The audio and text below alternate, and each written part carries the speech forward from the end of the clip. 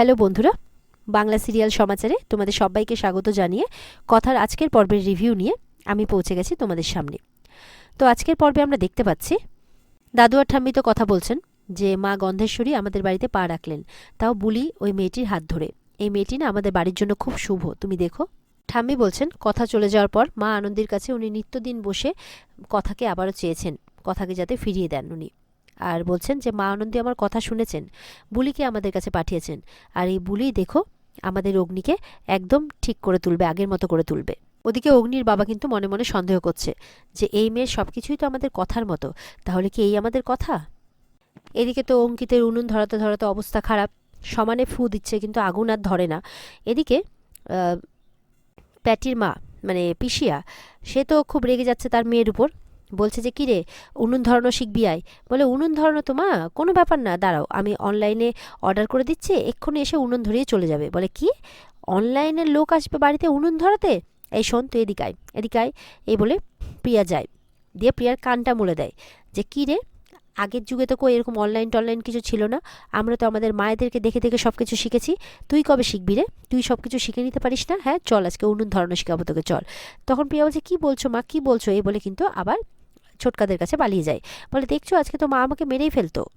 আর ওর মা তো বেজায় রেগে গেছে, তুই একটা উনুন ধরার জন্য অনলাইন থেকে লোক আনবি না, দাঁড়া। এদিকে বুলি অঙ্কিতকে দেখে বলছে আরে কি করছো তুমি, দাও আমাকে দাও, সরো। এই বলে কথাই কিন্তু সুন্দরভাবে উনুনটা ধরিয়ে দেয়।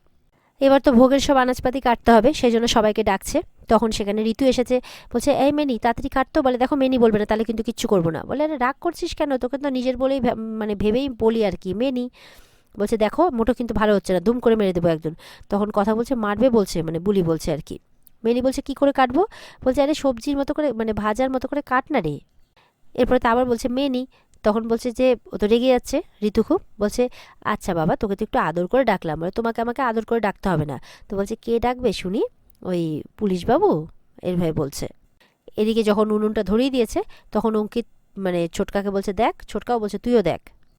ওদিকে কথার দাদা বলছে নীলাদ্রি যে এই বুলি মেয়েটা এসে কেমন আমাদের সবাইকে একটু হলেও কথার মানে শোক থেকে দূরে করলো, তাই না বলুন? কিন্তু কি বলুন তো, আমার মনে না সেই আক্ষেপটা থেকেই যাবে যে আমি কথাকে সিঙ্গাপুর যাওয়ার জন্য রাজি করিয়েছিলাম। তখন সবাই বলছে না না, এভাবে মন খারাপ করে থাকবেন না।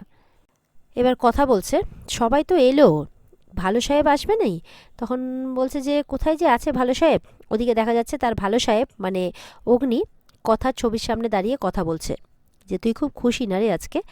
যখন আমার কাছে ছিলিস তখন তো খুব আমাকে জ্বালাতিস, খুব বিরক্ত করতিস, আর এখন মানে তোর মতো দেখতে আরেকজনকে পাঠিয়েছিস, তুই কি খুশি এতে? তো অগ্নি বলছে যে তুই কি ভাবছিস যে তোর মতো দেখতে একজন মেয়েকে পাঠিয়ে তুই ভাবছিস আমি মেনে নেব? না কখনো না, ভুল ভাবছিস, মেনে নেওয়ার ছেলে আমি নই। বলছে দেখ আজকে বাড়িতে পুজো হচ্ছে, সবাই আছে শুধু তুই নেই। কথা তখন মানে কথাকে তখন বলছে যে সত্যি তুই খুব আনন্দ পাচ্ছিস তাই না এগুলোর মধ্যে, এই যে বাড়িতে পুজো হচ্ছে? তখন কোথা থেকে যেন একটা কথার আওয়াজ ভেসে আসছে, আমি তো এগুলোর মধ্যেই আছি পাচক মশাই, আমি তো চাই যে বাড়িটা আবার গম গম করে উঠুক, এগুলোর মধ্যে মিশে গেলে আপনি আবার আমাকে খুঁজে পাবেন। তো অগ্নি তো ওদিকে কথা বলছে, তখন কিন্তু বুলি এসেছে তার ঘরে। বুলিকে দেখে তো অগ্নি আবার রেগে যায় যে কি ব্যাপার তুমি এখানে কেন এসেছো? বলে শুনুন না নিচে তো পুজো হচ্ছে, তো আপনি নিচে গেলে সবার ভালো লাগবে, আপনারও ভালো লাগবে। বলছে আমার ভালোর কথা তোমাকে ভাবতে হবে না, তুমি কি বুঝতে পারো না যে তোমাকে আমি আমার সামনে আসতে বারণ করেছি, তাও কেন কথা শোনো না? রেগে যাচ্ছে অগ্নি।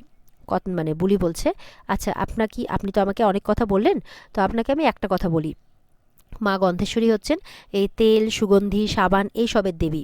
তো বাড়ির সবার কাছ থেকে যেটা শুনেছি যে কথাও নাকি এই সমস্ত কিছুই বানাতো। তো ভাবুন না যে কথা, আপনি যদি এই পুজোতে যান তাহলে কথা খুব খুশি হবে, তার জন্যই বাড়িতে এই পুজোটা হচ্ছে। তো আপনি কি কথার কথা ভেবেও একবার পুজোতে যাবেন না? এইভাবে বলছে। আর ওদিক থেকে কিন্তু কান পেতে আরেকজন শুনছে, মানে রিচা বলছে এই তো দেখছি অগ্নির মন পাল্টে ফেলছে আস্তে আস্তে, এরপরে দেখবো মদও ছাড়িয়ে ফেলবে। না না না, আমাকে কিছু একটা করতেই হবে, এই অগ্নিকেই আমাকে আমার গিনিপিগ বানাতেই হবে, মানে এরকম একটা প্ল্যান করছে। আর প্ল্যানটা কি করে তাড়াতাড়ি কার্যকরী করতে হয় সেটারই মানে সব সাজিয়ে ফেলেছে আর কি। তো বুলির কথা তো শুনছে না দেখে বুলি চলে যায়। তখন মনে মনে কিন্তু বুলির বলা কথাগুলোই অগ্নি ভাবছে। এদিকে তো বুলি আবার তার রান্নাতে ফিরে এসেছে, ভোগের রান্না। সবাইকে বলে দিচ্ছে, শোনো, আমি প্রথমবার যখন তেলের মধ্যে কিছু ছাড়বো তখন সবাই সবার নাক চেপে ধরবে, যাতে সেই ঘ্রাণটা কারো নাকে না যায়। ছোটকা বলছে, দেখেছো, এই নাকি সেই মেয়ে যে নাকি মানে বারান্দায় ঢ্যাঁড়স শুকোতে দিয়েছিল, কেউ বিশ্বাস করবে? সবাই হাসছে। তখন ঘুঁটে নিয়ে আসছে কাকিয়া আর কি। এবার কথা বলছে, মানে বুলি বলছে, এই যে পটের বিবি, এই ঘুঁটোগুলোকে ভেঙে ভেঙে আমাকে দাও তো দেখি।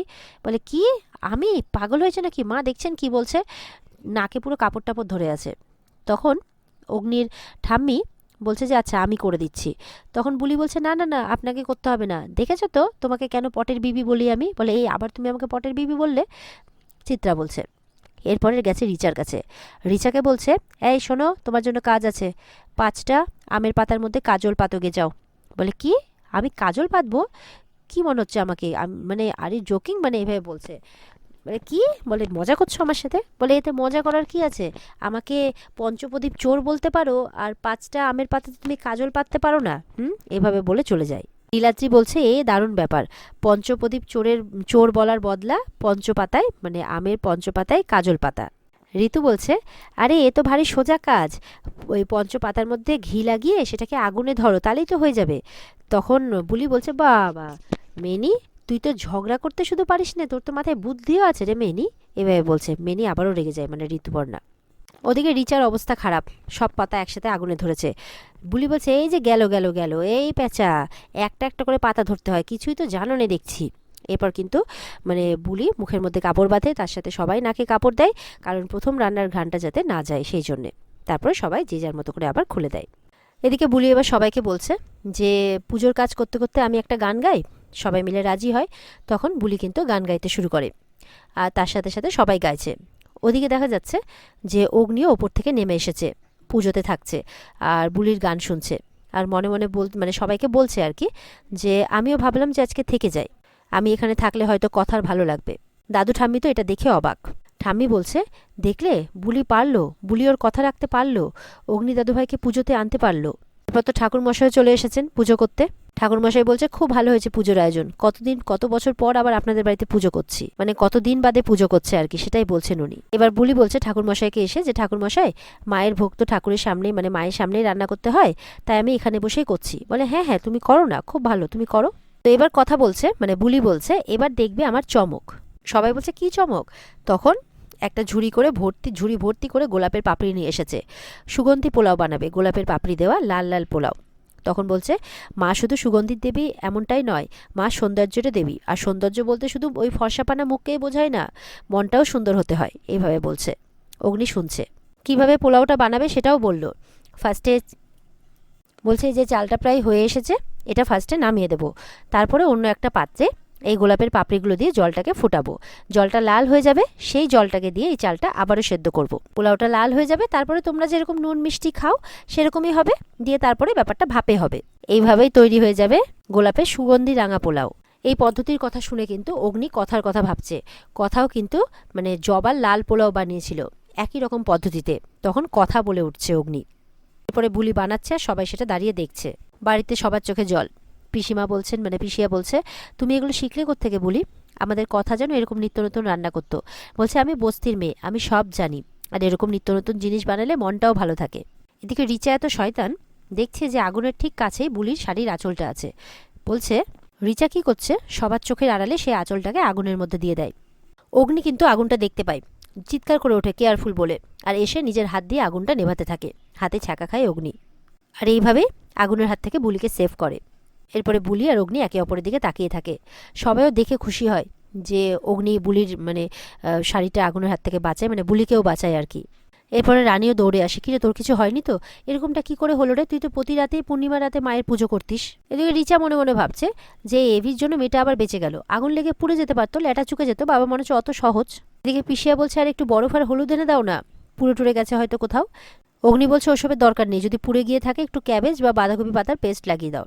কথা সবসময় এমনটাই বলতো। বুলি বলছে, তোমরা অত ব্যস্ত হয়েও নি, আমি ঠিক আছি। ঠাকুরমশাই এবার অঞ্জলি দিতে হবে তো। ঠাকুরমশাই সবাইকে এবার অঞ্জলি দেওয়ার জন্য ডাকছেন। এবার সবাই মিলে একসাথে অঞ্জলি দিচ্ছে, বুলি আরতি করছে। এরপর কথা সবাইকে আরতি দিচ্ছে, দিতে দিতে ওদিকে অগ্নিও দাঁড়িয়ে আছে। অগ্নি একটু অন্যদিকে মুখ ঘুরিয়েছে, আর বুলি অমনি গিয়ে মানে আরতি দিয়েছে মাথায় বুকে। তখন বলছে, উফ, আমার এসব লাগবে না, বলছে ভালো সাহেব, আপনি মা গন্ধেশ্বরী আরতি পাবেন না, এটা কখনো হয় নাকি? বলছে আমার লাগবে না এসব। বলে আমি দিয়ে দিয়েছি। এই বলে চলে যায় বুলি। এবার পুরোহিত মশাই বলছে যে এই মেয়েটি খুব ভালো মেয়ে, দেখবেন আপনাদের পরিবারে অনেক শান্তি আনবে। ঠাম্মি বলছে হ্যাঁ ঠাকুর মশাই, আমরাও তো সেই আশাতেই দিন গুনছি। ওদিকে রিচা প্ল্যান করছে যে এবার ভোগ বিতরণ হবে, যে করে হোক আমাকে অগ্নির ভোগে সেই ফায়ার ফ্লাওয়ারটা মিশিয়ে দিতে হবে, যাতে ধীরে ধীরে পয়জনটা কাজ করে আর আমিও বুঝতে পারি যে আমাদের প্ল্যানিংটা সব ঠিকঠাক আছে কিনা, আমাদের কাজটা ঠিক হয়েছে কিনা। এদিকে রিচা তো ওই হাতে করে যে লাল পুটলির মতো করে নিয়ে এসেছিল যার মধ্যে ফুলটা রয়েছে, তো সেটা আনতেই বুলিকে দেখে আচমকা তার হাত থেকে পড়ে যায়, ভয় পেয়ে যায়। বুলি বলছে এ কি প্যাঁচা, তুমি ওরকম করে ভয় পেলে কেন? তখন ওই ব্যাগটা কিন্তু পা দিয়ে মানে নিজের দিকে টেনে নেয় রিচা, যাতে দেখতে না পায় বুলি।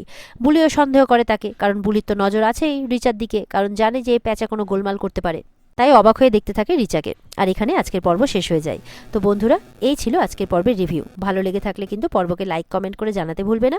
আর আমাদের সাথে জুড়তে আমাদের চ্যানেলকে সাবস্ক্রাইব করতেও ভুলবে না। দেখা হচ্ছে তোমাদের সাথে আগামীকালকে। সবাই ভালো থাকবে। টাটা।